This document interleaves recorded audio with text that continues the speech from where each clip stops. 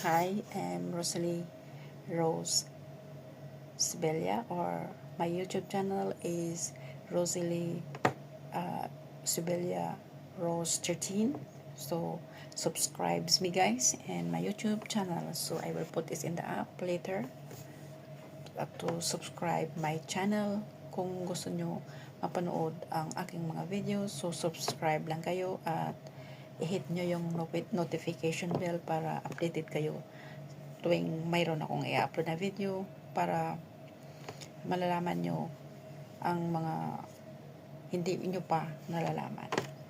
So, para maiwasan nating mabiktima ng picture na ito, so panoorin nyo mga videos ko para maiwasan nyo na rin at ma-block nyo na rin pati. So, okay? So, meron akong nakikita ngayon, hindi ko ito pinapalo at nagpa-flash lang siya sa screen ng aking phone. Dalawang phone ang ginagamit ko. Nakita nyo yan? Ayan. Ayan siya. Ito yung pinamit ng pangalan niya. Ayan. Alvin. Meron bang Alvin? Tapos yung picture ginamit niya ay Prince Hamdan Fasa at yung hindi niya anak yan. Kapatid yata yan or pamangkinin basta hindi niya anak. Tapos yung itong ginamit niyang cover photo ay si Ronaldo. Ano ito eh? Ano ba to? Yung soccer ba yun? Yung football player ito, sikat ito na football player. So, okay? So, ayan, makikita nyo yung mamaya. Itong i-screenshot ko. Ayan siya. Makikita nyo ito mamaya. Grabe yung panluloko nila.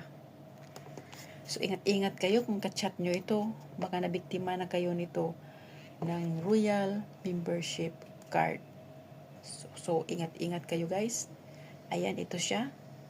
Ginamit nila ang buong para lang makabiktima ng tao. Ayan.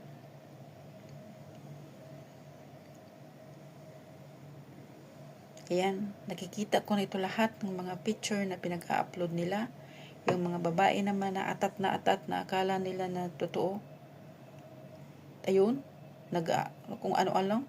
Oh, grabe. Sana hindi kayo na biktima nito.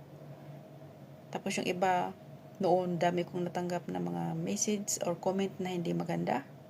Pero hindi nila alam na kinikita ko lang or tinitignan ko lang kung ano ang buong katotohanan. At sa aking pananaliksik ay nakikita ko na halos lahat na gumagamit ng Facebook account, Facebook page, transparency ay Nigeria. Okay? Nigeria, halos lahat Nigeria. So, itong Alvin na ito rin. Ginamit nila talaga lahat. Tapos, itong pag-uumra ni Prince Hamdan Fasa, patagal na ito eh. Nag-umra ito bago siya ikinasal noong 2019.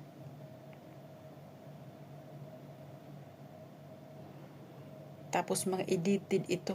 Kasi ang totoong Prince Hamdan Fasa na nakita ko doon sa mga may vlogger or TV, ano ba yun? Yung parang ano ba siya ba? Reporter. Itim ito si Prince Hamdan Fasa. Itim. Kasi yung nanay niya ay African. Tapos ini-edit nila ng todo para magmukhang lalong gwapo. Yan. Sinishare ko lang yung mga nakikita kong totoo. Okay? So, mga Nigeria ang may gawa nito. Hindi ko alam kung may instruction sila galing kay Prince Hamdan Fasa. Kasi yung ka-chat ko, ang sabi niya, meron siyang charity doon sa Africa at Nigeria. So, hindi ko alam kung ano ang buong katotohanan nito, pero ang nakikita ko, halos lahat dito sa Facebook page transparency ay Nigeria po. Halos lahat po yan, 100%. So, ingat-ingat na lang po kayo kasi ang pinag-usapan dito ay tungkol sa royal card at kung ma-inlove ka na doon ay certificate of marriage at kung ano-ano pa ang pinaplano nilang magbabayad ka. So guys, ingat-ingat na lang po para hindi kayo mabiktima dahil sa sinabi ko kahapon, meron akong natanggap na message sa chinecheck ko na biktima siya ng 35,000 peso. Tapos pagkatapos nung nabiktima siya, marami nang nag-message sa kanya.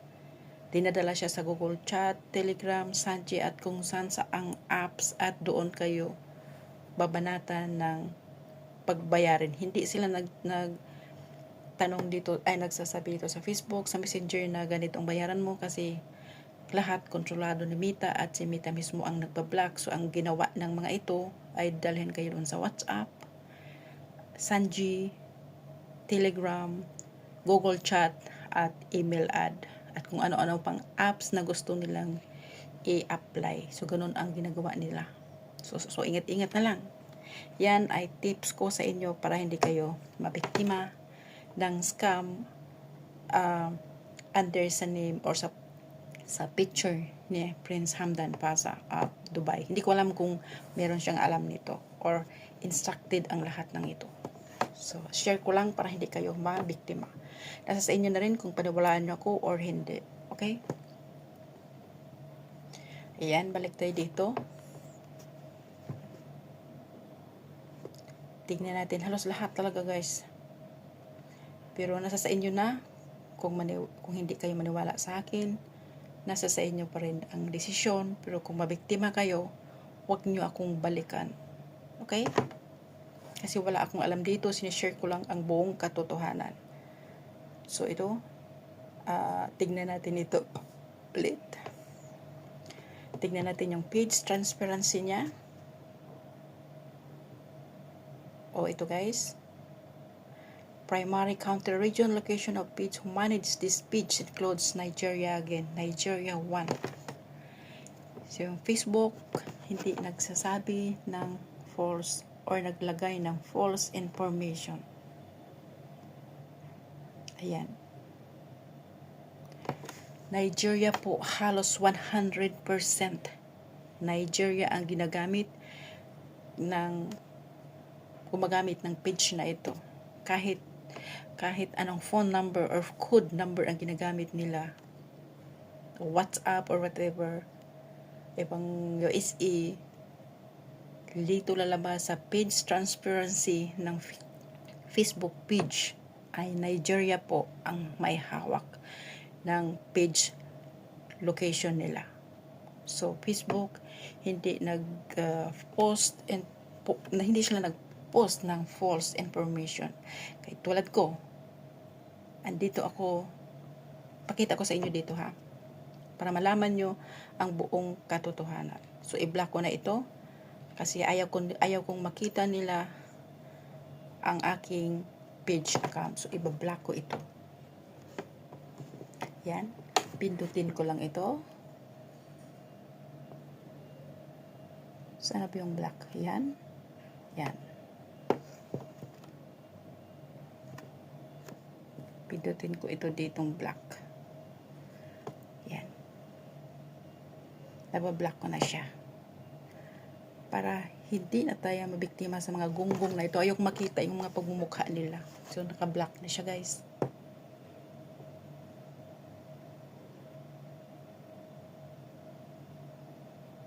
Sarap ng pagsasapukin.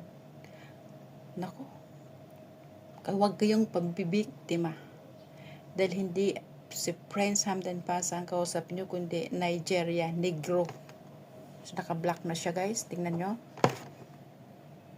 Tingnan nyo siya. Naka-block na siya. Naka-block na siya.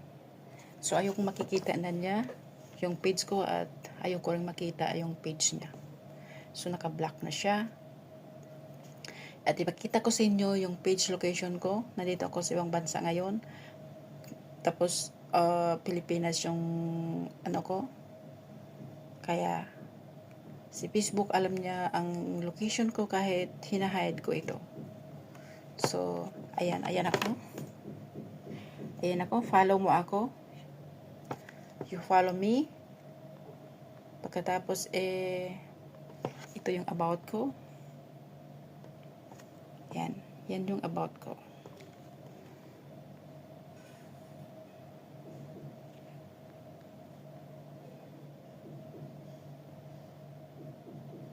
Ayan yung about ko.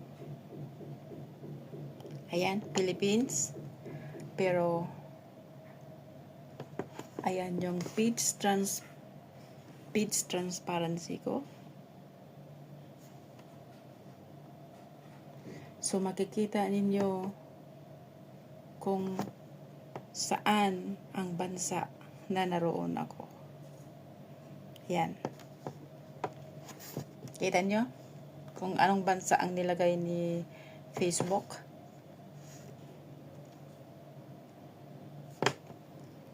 Kung nagbago siya. Ayan. So, ang hinahide ko yung location ng phone ko. Alam niyo kung bakit? Sinusundan ako ng mga scammer. Kaya hinahide ko ang location ko, pero Facebook show me the page transparency of the location, of my location. So, Facebook, hindi siya nag-post ng false information. Totoo. Lahat. Kaya dito ko nalalaman ang buong katotohanan. Okay? Kahit yung may cellphone ako ngayon na bago, hindi ako nag-insert ng phone number ng Macau. Pero lumabas pa rin kung saan akong location na meron ako. Okay? So, ganun din itong mga page na gumamit ng profile ni Prince Hamdan Faza of Dubai. So, 100% silang Nigeria. Sa YouTube channel naman ay 100% na Pakistan. So, galit na galit ako doon sa, nagko-comment ako na pira lang ang habol nila. At yung, dinilit ko na. Kasi, ayaw kong pamarisan yung ayaw kong ituwid yung mga mali nila. Mali is mali. Iba yung mali at iba rin yung true.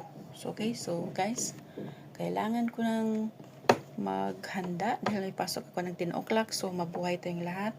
Kung maniwala kayo sa akin, masisip kayo sa mga scammer na ito na gumamit ng picture at pangalan na Prince Hamdan Faza of Dubai. So, mabuhay. Bye-bye. God bless. Subscribe my YouTube channel, Rosalie Rose Sibelia, Rosalie Rose 13 YouTube channel. So, kita-kita tayo. Nagla-live din ako doon for stream.